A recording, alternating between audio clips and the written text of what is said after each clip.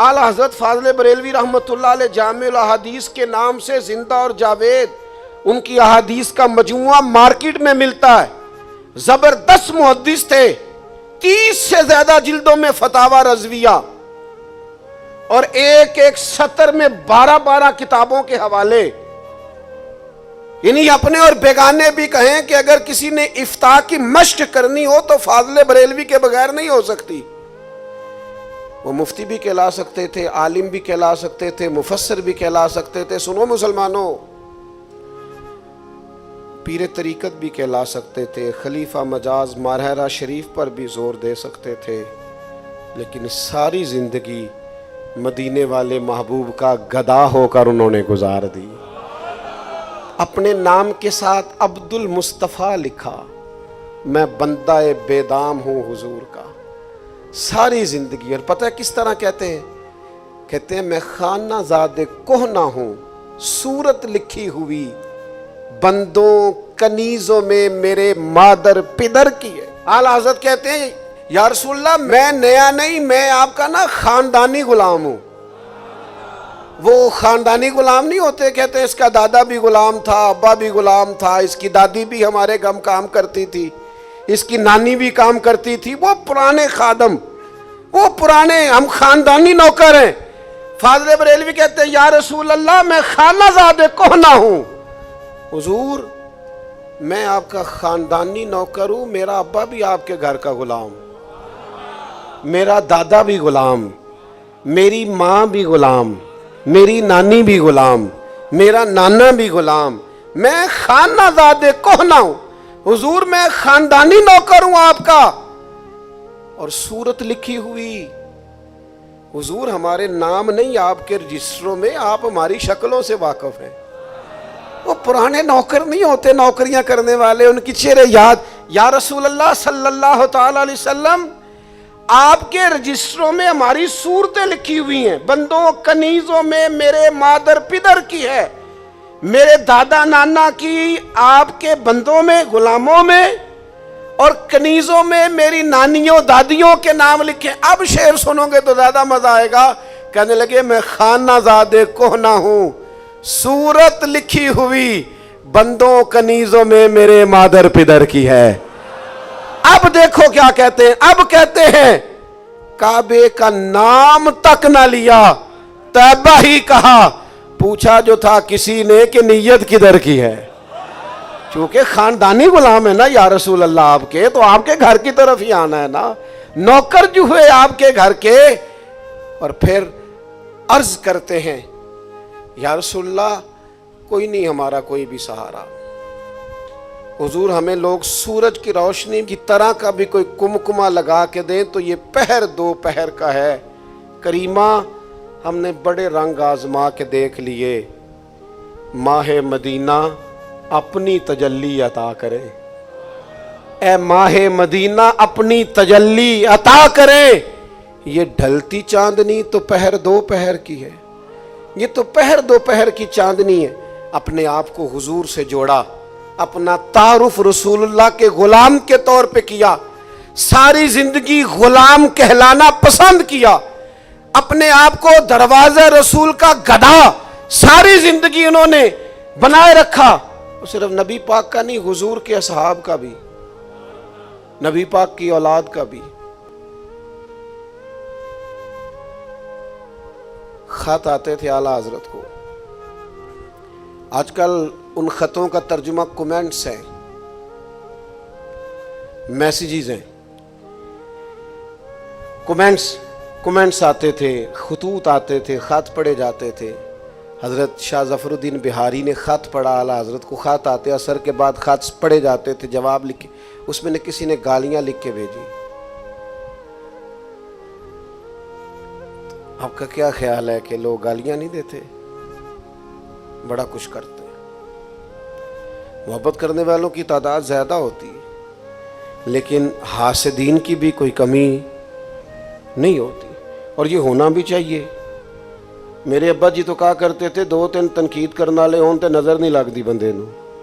ये होना भी चाहिए, इसमें हरज वाली बात भी कोई नहीं। तो खत पढ़े तो उसमें गालियाँ लिखी हुई थी, تو مولانا ظفر الدین بہاری جلال میں آ گئے، عقیدت مند تھے اور بنتا بھی عقیدت مند کا یہی ہے، ناراض ہونا۔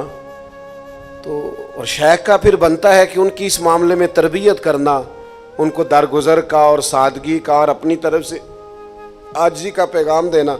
کہا میں ان پر مقدمہ کروں گا جنہوں نے آپ کو گالیاں دی ہیں۔ اعلیٰ حضرت فرمانے لگے جائیں وہ الماری سے خطوط نکال کے لائیں۔ وہ خطوط نکال کے لائے تو اس پہ لوگوں نے آپ کی بڑی تعریفیں لکھی تھی۔ فرمایا مولانا پہلے تعریفیں کرنے والوں کو زمینیں بانٹو نا، ہاں پھر تنقید کرنے والوں پر پرچے بھی کٹوا لینا۔ پھر فرمانے لگے میں ان کو سمجھاتا ہوں کہ یہ نبی پاک کے بارے میں کمزور جملے نہ بولے، یہ الٹا گالیاں دیتے ہیں، چلو جتنی دیر مجھے گالی دیتے ہیں حضور کی بے ادبی سے تو بچے رہتے ہیں نا۔ آج بھی ڈھیر سارے لوگ صرف اس لیے فاضل بریلوی کی مخالفت کرتے ہیں کہ وہ اصحاب رسول کی بات کرتے ہیں، وہ لوگوں کو منع کرتے کہ نبی پاک کے کسی صحابی پہ تبرہ نہ کرو، وہ نسبت رسول کا دفاع کرتے، اور لوگ ہیں کہ ان کے بارے میں زبانیں کھولتے ہیں۔ اور حضور کی اولاد کے بارے میں تو اعلیٰ حضرت فرماتے ہیں کیا بات رضا اس چمنستان نے کرم کی، زہرا ہے کلی جس میں حسن اور حسین پھول۔ تو انہوں نے لوگوں کو پکے عقیدے ہونے کا درس دیا۔ انہوں نے کہا کہ تم جو بھی ہو، مفسر، محقق، مدقق، لیکن غلام رسول بن کے رہو گے تو ایمان کی سلامتی سے دنیا سے جاؤ گے۔ چوتھی بات سنیں، اعلیٰ حضرت رحمۃ اللہ علیہ مسلمانوں کو ہر چیز کتاب و سنت کی روشنی میں سمجھنے کا درس دیتے ہیں، یہ خاص بات ہے، آپ نے اس پر توجہ کرنی ہے۔ فتوے کو کیا لیتے ہیں ہم لوگ؟ مثلا فتویٰ کیا ہوتا ہے؟ لوگوں نے فتوے کا بڑا عجیب معنی سمجھ لے، فلاں نے فتویٰ دے دیا، فلاں نے فتویٰ لگا دیا۔ یہ فتویٰ کیا ہوتا ہے؟ فتویٰ کو لگ تو نہیں جاتا۔ فتوے کا کیا مطلب ہوتا ہے؟ معاذ اللہ ثم معاذ اللہ، یہ کسی تہمت کا نام ہے۔ استفتاء کا مطلب ہوتا ہے آپ نے سوال پوچھا ہے کہ اس مسئلے کا شرعی حکم کیا ہے۔ اعلیٰ حضرت بریلوی سے پوچھا گیا حقوق العباد کیسے معاف ہو سکتے ہیں؟ کسی بندے کے ذمے حقوق العباد ہیں، اعلیٰ حضرت نے پورا رسالہ لکھا۔ اب وہ فتویٰ ہے، لیکن اس کا مطلب کیا ہے کہ آپ حقوق العباد اس طرح ادا کر سکتے۔ تو یہ کیا یہ فتویٰ لگ گیا ہے؟ لوگ سمجھتے ہیں کہ وہ فتویٰ شاید ہمارے عرف عام میں نا سادے بس ہمیں فتویٰ پتہ نہیں کوئی ایسی چیز ہے کہ کوئی بندہ کسی پر کوئی چیز تھوپ دیتا ہے۔ اور بھائی ایسا نہیں ہے، فتویٰ تو کتاب و سنت کی روشنی میں مسئلے کی حیثیت جاننے کا نام ہے۔ اعلیٰ حضرت فاضل بریلوی وہ اسپیشلسٹ آدمی تھے جو منبر پر بیٹھتے تھے اور پوری دنیا سے لوگ ان کے سامنے سوال بھیجتے تھے اور بھیج کر پوچھتے تھے کہ جناب اس مسئلے کے بارے میں شریعت کیا کہتی ہے۔ وہ جو جواب لکھتے تھے اسے فتویٰ کہتے ہیں، اور ان کے وہ جواب چھپے ہیں تو 30 سے زیادہ جلدیں بن گئی ہیں۔ اعلیٰ حضرت بریلوی نے کرنسی نوٹ کے بارے میں فتویٰ دیا ہے، فاضل بریلوی رحمۃ اللہ علیہ نے حقوق العباد کی بابت فتویٰ دیا ہے۔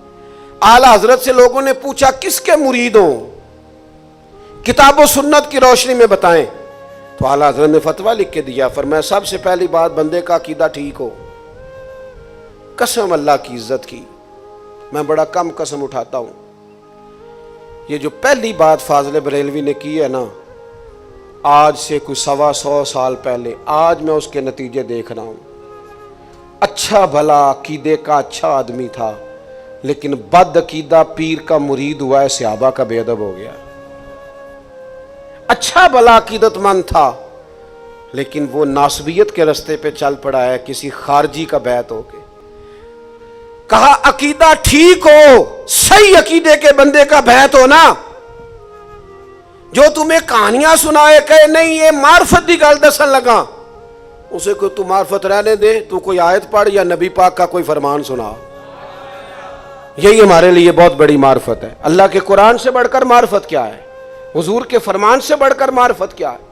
اور دوسرا فاضل بریلوی نے فرمایا اتنا علم ضرور جانتا ہو کہ وہ ضرورت کا مسئلہ کتاب سے نکال لے، جاہل کے مرید نہ ہونا، ورنہ ہم تو ڈوبے ہیں صنم، تم کو بھی لے ڈوبیں گے۔ اور حضرت سلطان باؤ کا فتویٰ ہے بانج علموں جو کرے فقیری او کافر مرے دیوانہ، जाहिलों की बैत ना हो। पीर तो वो है जो दीन बताए, और जिसे दीन आए ना वो बता सकता है। जाहिलों के पलंदे खुले हुए, मजाक बनाया हुआ है। इतना इल्म रखता हो कि किताब से मसला देख के बता सके। और तीसरा फाजिल बरेलवी फरमाते हैं फासिक ना हो, एलानिया गुनाह ना करता हो, कुत्ते ना लड़ाता हो, जानवरों के तमाशे ना कराता हो, सरेआम औरतों के बीच ना घूमता हो, फांसी के बोलन ना हो, एलानिया जुर्म ना करता हो। जो ऐसा करे वो बेदीन तो होता है पर पीर नहीं होता। और चौथा फाजिल बरेलवी फरमाने लगे पीर उसे पकड़ना उसका कोई सिलसिला हो। अपने लफ्जों में बात करूं तो उसको पीर पकड़ना जिसका अपना भी को पीर हो, जिदा को पीछा भी होवे। कुछ ना कुछ जाहिरी असबाब भी होने चाहिए, कहीं से उसने सीखा हो, तरबियत ली हो, सिलसिला मुत्तसिल हो, इन लोगों की बैत हो। फिर आला हज़रत बरेलवी रहमतुल्लाह अलैह फरमाते हैं कि ये इस्तिफ्ता और फतवा ये था कि कुरान और सुन्नत की रोशनी में अपने मसाइल को लेके चलें आप। मसलन हर जगह मेले ठेले होते हैं, हिंदुओं के भी मेले होते थे। तो आला हज़रत से पूछा क्या हिंदुओं के मेले में जाना? आपने फरमाया गुनाह है। कुछ जायज़ समझ के जाए, उनकी रसूमात को तो कुफर है, नहीं जा सकते आप। क्यों? इसलिए कि आप काफिरों के पास जाएंगे, असर कबूल करेंगे। तो फाजिल बरेलवी ने लोगों की तरबियत की, जगह जगह मसले बताए। किसी ने कहा जी फलां आदमी ने सर पर चोटी रखी है, एक कहते फलां बुजुर्ग के नाम की है। तो आला हज़रत फरमाने लगे हराम है, ये दुरुस्त नहीं है, जायज़ नहीं है। कहा जी वो कड़े पहनता है, छल्ले पहनता है। फरमाया नहीं जायज़। ये फतवे हैं, इसको फतवा कहते हैं। शरीयत की रोशनी के अंदर दीन बताना। जिंदगी गुजार दी फाजिल बरेलवी ने।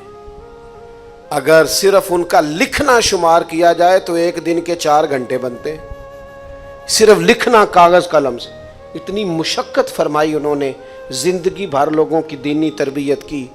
एक बात पर बड़ा जोर देते थे, कहते थे हुकूकुल इबाद वाला मसला जरूर हल करके जाना।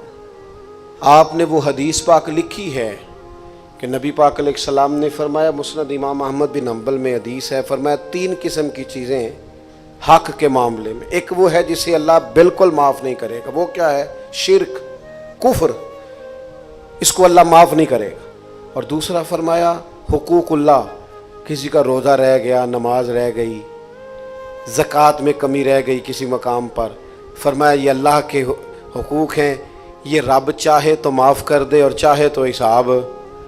और एक तीसरा है, उसमें अल्लाह ताला उतनी देर माफ़ नहीं करेगा जितनी देर बंदा माफ़ नहीं करेगा। अगर किसी का हक दबाया, किसी की ज़मीन दबाई, उसे अल्लाह माफ़ नहीं करेगा जब तक बंदा। आला हज़रत यहाँ अजीब बात लिखते हैं, फरमाते हैं हमारा रब हमारा मालिक है। वो चाहता ना तो हमें कह देता मेरे बंदे मैंने तेरी तरफ से माफ़ी दे दी है, लेकिन फरमाया उसने मजलूमों पे मेहरबानी की है ना, वो कहता है तुम माफ़ करोगे तो फिर ही मैं माफ़ करूँगा। तुम माफ़ करो, तुम्हारा हक दबाया, पहले तुम माफ़ करो फिर मैं माफ़ करूँगा। फाजिल बरेलवी फरमाते हैं बेहतर नहीं कि यहीं सुलह कर लें, एक दूसरे से माफ़ी ले ले, क़यामत में भी अल्लाह ने सुलह करानी है, लोगों को करीब करना है। तो यहाँ सुलह, कुछ लोग पता है बड़े डांटे हो जाते हैं, माफ़ी भी नहीं देते। सदरुल शरिया हदीस लाए हैं, जिसका भाई उसके पास माफ़ी मांगने आया फिर उसने माफ़ ना किया, हुजूर फरमाते हैं हौज़े कौसर पे ना आए। तू माफ़ी नहीं कर रहा, वो माफ़ी लेने आया है, माफ़ कर दे अगर कोई मांगे तो। कुछ बंदे ऐसे हैं जिनके हक क़यामत वाले दिन अल्लाह माफ़ कराएगा, सुलह कराएगा, वरना तो हुजूर फरमाते चींटी से भी चींटी का बदला दिलवाया जाएगा। अगर बगैर सींगों वाली बकरी को सींगों वाली बकरी ने मारा हुआ तो उसको बदला देना पड़ेगा।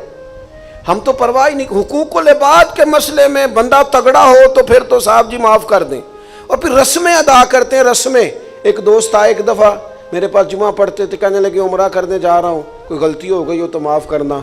मैंने कहा तू हर जुमे हाथ चूम के जाता है, तूने गलती क्या करनी है? रस्म ना अदा कर, तुझे पता है जिन जिन की तूने गलतियाँ की है ना उनसे जाके माफ़ी मांग। ये रस्म नहीं। आपने सब की रोटी पकाई है और आप खड़े होकर ऐलान करें कि अगर कोई हो गई हो तो माफ़ करें। पता होता है, पता सारा है सरदार नू कीतियां दा।